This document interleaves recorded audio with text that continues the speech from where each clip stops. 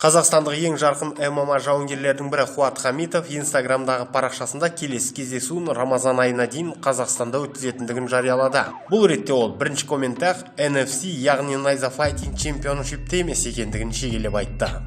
Өздеріңіз білетіндей, осыдан біраз уақыт бұрын NFC-дің жеңіл салмақтағы чемпионы Фаниль Рафиков өз белбеуін ұтып ала салысымен Найманды жекпе-жекке шақырған болатын. Найман өз кезегінде қызықтыра алатын ұсыныс тастаса, кездесуден кетер емес екендігін білдірген. Осыдан кейін ол NFC президенті Нұрбек Қарабаламен кездескен деді. Мұның бәрі Инстаграмда жарияланып отырды.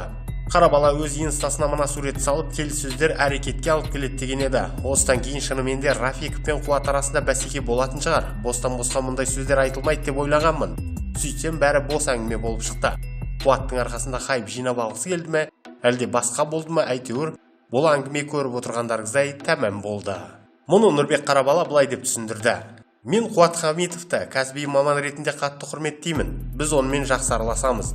Ол сияқты адамдар отандық ММА-ның дамуына жаңа серпін береді. Алайда бір рет өткізілетін және үлкен гонорарды қажет ететін жекпе-жектер бізге тән емес. Біздің стратегия бойынша ұзақ жылдар қызмет атқаратын халықаралық лиганы құрудамыз. NFC-мен тек қана қазақстандық емес, шетелдік әр жауынгер өздері ұзақ уақыт серіктес болуға қызығушылық танытатын уақытта келіп жетеді. Бүгінгі таңда промоушн мен Қазақстан, Өзбекстан, Қырғызстан және Ресейдің 15 жауынгері келісімшартта.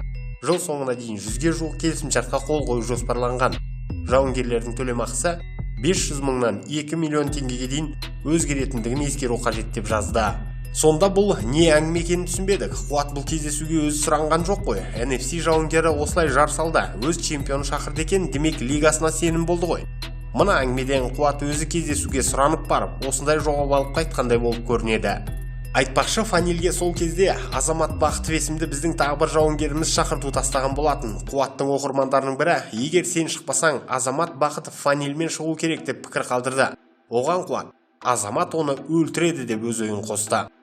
Ал енді Қуат наурызда қандай сынды елімізде өткізеді деген сұраққа келер болсақ, ол өнер көрсететін Fight Nights Global көктемнің 1 айында Алматыда өзінің жауынгерлік кешін өткізетіндігін бұған дейін де білдірген болатын. Демек, біз осы кеште Қуатты көретін боламыз. Ал қарсыласына келер болсақ, ол жеңіл салмақтың чемпионы әзірбайжандық Нариман Аббасов болады деп топшылап отырмын. Қуат бұл спортшымен чемпиондықсын өткізіп, төрешілердің бөлек шешімімен ұтылған болатын.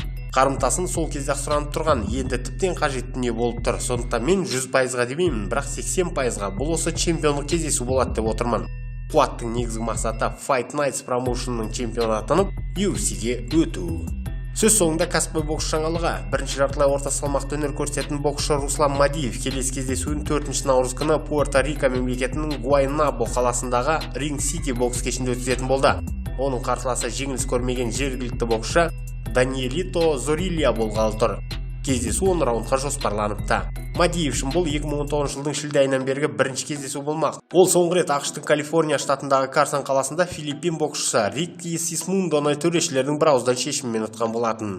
Зорильяға келер болсақ, ол өткен жылдың 5 желтоқсанында колумбиялық Родольфо Пуэнтамен кездесіп, 2 раундта нокаутпен ұтыпты. Руслан үшін бұл ең ауыр сынақ болғалы тұр. Елдің сүйіктісіне айналған жеңілмеген жергілікті боксшыға қарсы оның жерінде бокстасу ерлік, әрине. Бірақ жеңіс үшін айқын басымдық таныту қажет болады. Руслан Мадиев ісін Оскар де ла Хойяның Golden Boy промоушн компаниясы жүргізеді.